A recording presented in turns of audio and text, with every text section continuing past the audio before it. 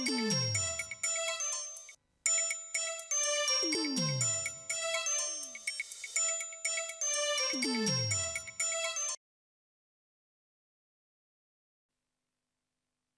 evening and welcome to Gay Television.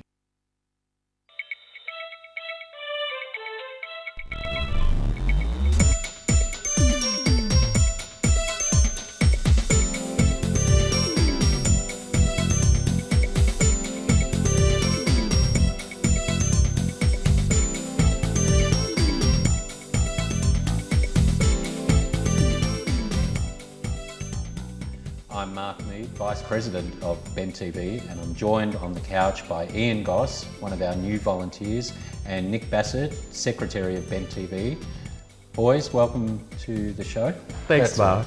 Now, Ben TV has been around since 1993, and we've been in quite a lot of locations over the years, and our new premises here, which you can see, is just, I think, is fantastic. A lot of the work has been done by Nick and Ian. I might just throw over to Nick to tell us a bit about the history of Ben TV. As some of you may know, Ben TV's been around since 1993, and we've been housed in a number of different locations. We've been in the Channel 31 building in Lonsdale Street, we've been in the Comics Lounge, and here we are in our most recent incarnation of studios, thanks to Longitude Multimedia in Yarraville. There was a lot involved in moving Ben TV into this new surroundings, and the three of us were some of the volunteers very involved in that relocation, so we thought it would be interesting to let you know some of the work that was involved. Ian? Yeah, well, there was walls ripping down, painting, great paint work, great studio setting, just, you know, displays, everything. I mean, this set, it will be one set, but it will be many things, many. I suppose the thing that we keep in mind is that the space will evolve, the set will change a fair bit, so keep your eye on to see if you can spot the changes, I guess. And setting up, doing all the technical stuff, I'm not a technical person myself, but I know that took weeks to do. Yeah, I can tell you on behalf of Jay and myself, there was probably a good, I think 4 weekends dedicated to physically putting the studio back together. We use analogue equipment, so it's all cables and plugs and connectors. It's not as easy as a digital thing where one cable will run everything. So we might even be able to show you some of the backstage of the studio in coming weeks, perhaps. Okay, so it really what people are seeing now with the set, it's not just about, you know, the new set. There's that whole thing of in that room being set up and hours and hours of. Well, for the first time, we've actually got a control room where we've got line of sight to the studio, whereas previously the control room was off to one side, out of the way, and they couldn't really see what was happening except from the monitors. So this whole layout's going to be pretty radical for us and probably make it a lot easier for our beloved directors and producers to make things happen. Yeah. We've got stuff coming up. I mean, I joined up about 3 months ago into Ben TV. I'm writing a script and doing my own thing, and now the script's come to the point where I can get a life and go and do some other things. So I thought, I'll join Ben TV, put some of my knowledge, maybe learn some knowledge, just do whatever, but it's something I thought, it's a hobby I'd like to get into. So I have, and I've put together a program, it's called Queer Sports, and that was just the producing side. I'm not gonna sit there and talk about sportsmen. I get, you know, hunky men and women and go, I forgot my question, but you know, I found 2 guys who will do it, and they were keen, and they did it, and they hadn't even joined Ben TV. It was just out circulating, and they said, yeah, and they're great, which will be coming up soon in a couple of weeks, or within a month, and that's going to be an ongoing yearly thing, where we'll bring to you queer sports, the sportsmanships, poster boys, girls, stuff like that. It's going to be great, and I'm also thinking of producing another one where I go in at this time. And it's tiara, where it's called, you can only go on a show if you have a tiara. So, you know, it could go from cooking fairy tiara cakes to interviewing stars, but they have to wear a tiara. Right. And it could be. I'm sure everyone's got one in their back tucked away in the drawer. Well, people say, what are you going to do? And it's like, I don't know, put a tiara on and watch it go wild. So. Well, there you go. Perfect spokesman for new volunteers for Ben TV. Yeah, I've only been here for 2 to 3 months, I think, isn't it? Yeah. And it's good that you're coming up with ideas for doing gay sports and things. things out subjects. there. Yeah. You can only sit and talk to them, and you know, makeup, action, camera, and it's all just happening. Makeup. No, I haven't got any makeup on. I'm going to get makeup. Well, there's two of us here not wearing makeup. Yes, Mark, Princess. I'm going to get your tiara for you, and you're coming on the show. We'd love to have you as a volunteer here with us in our new studio. So if you'd like to get involved, just go to our website, bentv.org.au, and leave your details, and we will get back to you. And we hope that you enjoy our new studio as much as we will over the coming weeks. So thanks for joining us. And thank you, Mark. Yeah, thanks Mark. Thanks, viewers. Thanks. Volunteer. Don't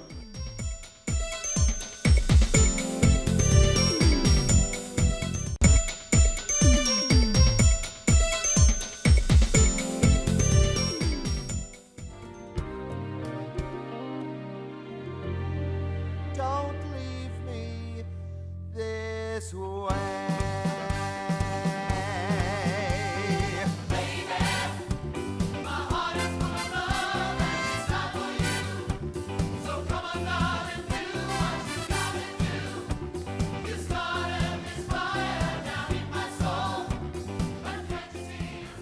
Melbourne is currently in the very happy grip of Priscilla mania, and in the first part of our tribute to this iconic Australian creation, we present part one of our chat with show business legend and star of Priscilla, Queen of the Desert the musical, Tony Sheldon.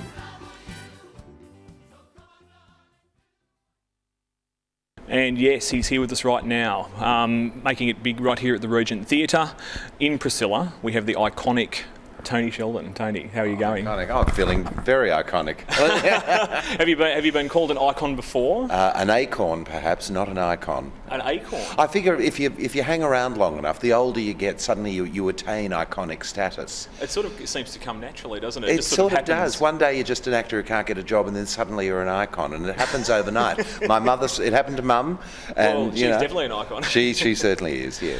Now, welcome back to Melbourne as well from a triumphant season in Sydney. How was it? It was really big up there, wasn't it? It was fantastic. We ran a year, and it went through the roof. I mean, we had people who came and saw the show more than 50 times. It garnered a devoted following, which was extraordinary, considering that we were dismissed pretty much by the critics and by the high class, the high-toned theatre commentators who just said, oh, it's a terrible, trashy old jukebox show, but we turned out to be an audience show. Definitely. I mean, when it first was coming to Melbourne, I saw it written that, it went down well with the Sydney crowd, but the Melbourne crowd aren't going to go for it. Now, is the mindset really that different, or is this all just media crap? It's people have such preconceived ideas about the film. I mean, the problem we had in Sydney was nobody knew what the show was anyway, so it was hard to sell a show that nobody knew what it was apart from the film.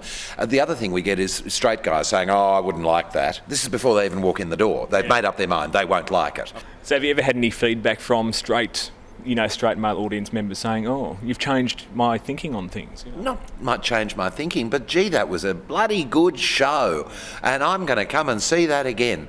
But we've had comments from people saying, oh, my husband won't come because he'll get a ribbing from his mates at work.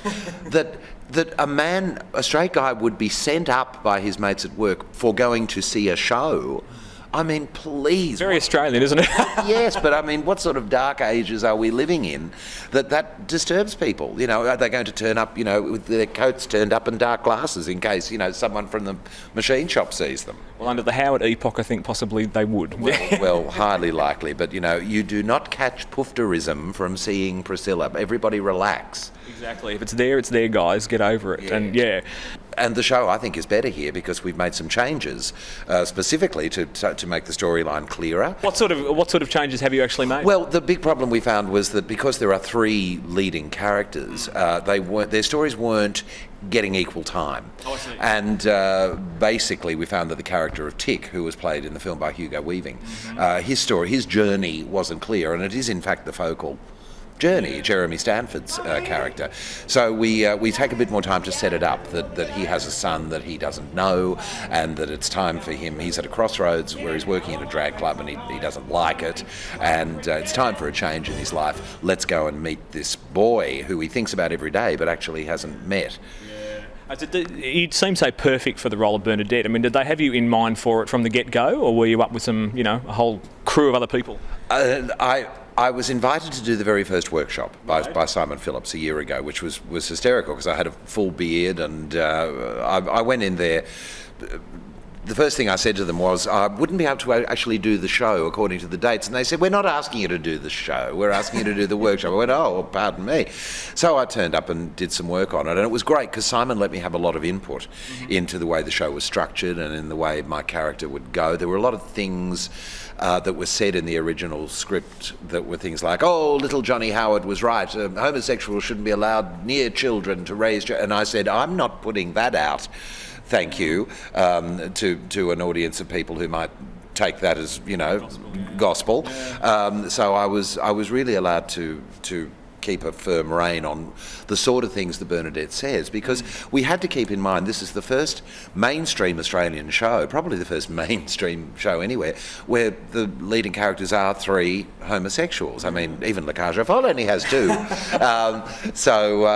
We had to be very responsible about what the script said. Now, in Sydney you had a few technical problems, didn't you, with the star of the show, Priscilla herself? The star of the show, yes, we were told that by the producers. The bus is the star of the show, that's why we're not putting your name on the poster. Well, the star wouldn't come out of the dressing room for the first 4 performances. It's a technological marvel, the bus, and it is a giant computer, the thing, and so it's all operated by sort of people with remote control things, and apparently you can only feed in 1 command at a time. You can't program it for the whole show and go, Bob's your uncle. You've actually got to sit and do it, because if you do more than 2, it has a nervous breakdown. So it runs on Windows and it's not a Mac? Pretty much like that, yes. And weird things do happen, like you'll be standing and suddenly, you'll be doing a scene and suddenly the stage manager screams, jump, get off stage, and you suddenly see this thing is coming towards you, of its own. It had a mind of its own. The command hadn't been fed into it and it walked towards us. Oh, right. Yes, the big iron giant or whatever it was. And did this actually happen during a performance? Certainly did, during quite a moving moment. I couldn't understand why people suddenly were getting nervous. It was because this coming towards us like that. So is it hard to get back in your stride after that happens? Oh, actually, we've had a few. I think people like the thrill of being involved in moments like that, when it looks like the bus is going to actually eat us. I think it gives us that extra frisson. Now, I've just noticed your hands made up there. You're in semi... I have to live with these. That's the thing they don't tell you about nail polish. It takes so long to dry. So I have to put it on. My day off is Monday, so I take it off Sunday night after the show. Yippee! And then I put it back on Tuesday, early Tuesday afternoon, because it takes 3 or 4 hours before it's absolutely rock hard. Yeah. And then I just leave it on for the rest of the week, because I have a life and I don't want to spend it waiting for these to dry. Indeed. Now, it's not the first time you've delved into drag, is it? With the producers. The producers, but that was only one scene, and it was sort of silly drag in that I wasn't wearing makeup or anything. He was just in the Chrysler Building dress. Yeah. But there was he was getting dressed up to go to a drag ball. Mm-hmm. But I have done drag previously. There used to be a place called the Tilbury Hotel in Sydney, and I did Sunset Boulevard, the Panto, and I was Norman Desmond in that. Oh, which was wonderful, because people used to arrive in Sydney thinking it was the real Sunset Boulevard, and there we were, 3 of us playing all the roles on this tiny little pub stage. Yes, and while Debbie Byrne was down here in this very theatre doing the real thing.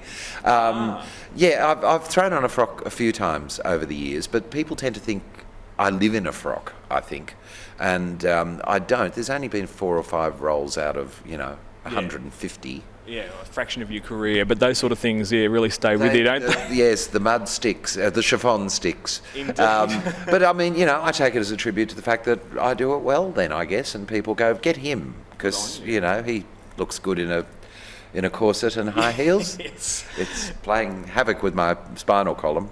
Oh, so we won't go into that. Now, your reviews in particular on the show have been glowing. You know, absolutely, you're effervescent on stage. I mean, does a role to elicit that sort of performance from you, does it have to really be taking you to like another plane, or is it just you're giving your all as you always do and it's just incidental? I'm giving my all as I always do, and it's always the role that causes the fireworks, and I've been very lucky in... I suppose people were waiting for me to do Terence Stamp. That's the first thing. And when you look at the film now, he had a very depressed take on the character. Yeah. And I met Terence Stamp. He came out and saw the show. And I heard him give an interview where he said, I was playing the pain of somebody trapped in the wrong body. And I thought, oh, well, that's a lot of misery to play for 3 hours in a musical, and I didn't want to go that way anyway, because I grew up around drag queens. I come from a show business family, and they're all funny and tough and very vivacious people usually, especially. And Bernadette was the star of Lay Girls, for goodness sake. That's the thing that is constantly made reference to. She was a huge star in King's Cross, and so this is no shrinking, depressed Violet. This is a woman whose boyfriend has just died, and she's no longer employable because she's getting on, but she's still got a lot in her, and I wanted to play that side of it, the bubbly, funny, jolly, glamorous side. And also Lizzie and Tim, our Oscar-winning designers, when they realised that I looked shocking in Terence Stamp's outfits, because, well, he's built like a pencil and I'm a little more, shapely, one might say.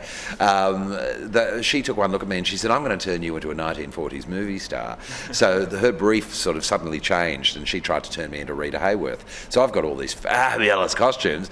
And so, yeah, it's a very different take, and I think it surprises people when they see the show. But I also set out to make Bernadette totally believable. I didn't want her to be a man in a dress. I wanted her to be a totally believable transsexual. And if I could convince the audience that this is a real person up there, and I think I have, and that's what everybody keeps talking about, the heart of the show, that I brought a real person to life on that stage. Have you had any endorsement on that from the transsexual audience? I have. Yeah. They turned out in droves on opening night in Sydney, the drag community, and the drag community of that era. And the wonderful thing was, there was, Carlotta, and there was Rose Jackson and all the famous Sydney people, and they all, one by one, said, darling, I know you based it on me, and I'm terribly flattered. And I said to all of them, of course I did. So that was wonderful. It was like a huge sigh of relief that, yes, I got the stamp of approval from the real thing, and now I could just get on and do my job. And we'll return next week with part 2 of our chat with Tony, where we discuss his early career, his showbiz roots, and his partner of nearly 30 years. Priscilla is playing until March 2008 at Melbourne's Regent Theatre. For information, go to www.priscillathemusical.com, or to book tickets, call Ticketek on 1300 555 592.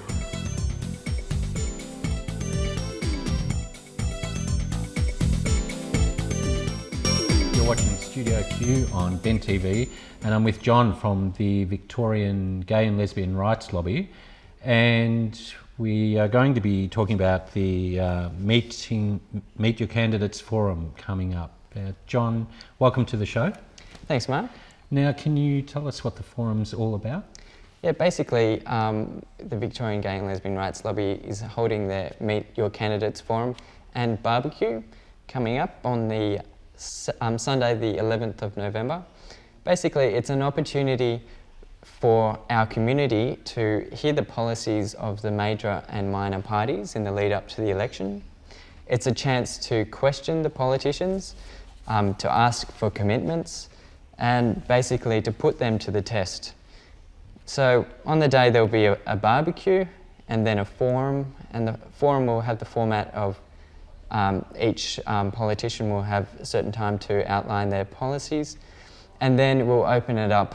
There'll be a question and answer session where anyone from our community can go along, ask any LGBTI questions that they like, and so hopefully it should be a really fun day. Who are the speakers that are you've already got lined up? Yeah, we've got 5 speakers lined up. We've got Lindsay Tanner, who's the ALP member for Melbourne.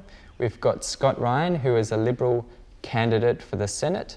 We've got Richard Di Natale, who is a Greens candidate for the Senate. We've got Tim Wright, who is the Democrats' candidate for the seat of Melbourne, and we've got Margarita Windich, who is a Socialist Alliance candidate for the Senate. Okay, so it's trying to cover as many parties, as political parties as possible. Try to be as diverse as we can, and to get as much representation as we can, so so people can have a wide choice of who they might want to vote for or not vote for. Do you think that these sort of things do actually work in terms of swaying the way that voters think? I think they do. I think it will have some impact on the way people vote and the way people will think about the election, and for three main reasons. I think it will be an informative event where we can all learn about the particular details of the party's policies and their attitudes to LGBTI issues.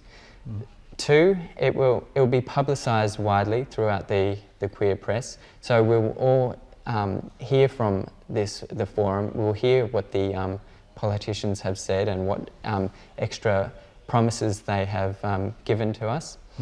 And three, I think it will sway votes because I think the queer community is quite politically savvy and discerning, and so while they might not necessarily be active politically, they still think about the issues, and although they like to they do like to have some fun, they do not appreciate being just walked over or ignored at election time.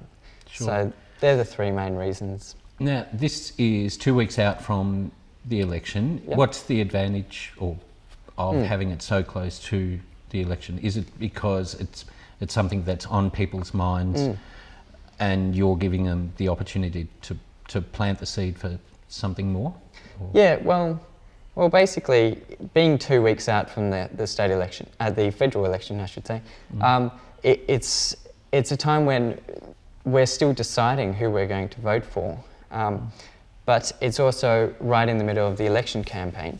So basically, the parties are still out there trying to make promises to get our votes, and I think that this time of the year, when we've got a federal election coming up, our community is most politically engaged. That's when they want to hear what the parties have to offer. And as I said, they're still deciding their vote. And the other thing is that often around election time, it seems that the queer community seems to miss out a bit. I think traditional families, traditional suburban families often become the focus of the major political parties, which I think is a mistake. I think this forum is a chance to change that. This election in particular will be one where I think the parties will be after every vote. They'll need every vote because I think it will be a close election, and they are competing for seats that have a range of demographics.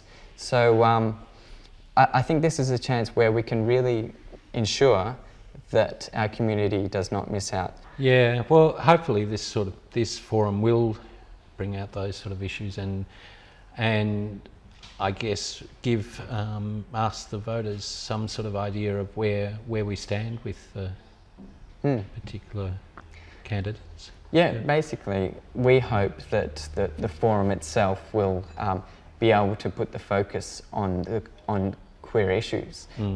It'll help us to learn the differences between the policies of the major and minor parties. It'll give us a chance to extract promises and the best possible policies we can. And basically, we want it to be a really fun day. So we hope to achieve all of those things. Okay, that's great. Now, you'll need to tell us when and where. Yeah, well, it's being held on the Sunday, the 11th of November, and it's being held at the Stingo's Hotel, which is 48 Hoddle Street, Abbotsford. The barbecue will start at 1 p.m, but the the forum itself will start at 2:30 p.m. Okay. Now, for more information, you have a website and a phone number? Yep, you can go to our website at vglrl.org.au. That's for the Victorian Gay and Lesbian Rights Lobby. Or you can call us on 0422 913 942. Great. And it's great that you remember the phone number. That's mine. All right, John, thanks very much for your time. And we'll see you next time on Studio Q.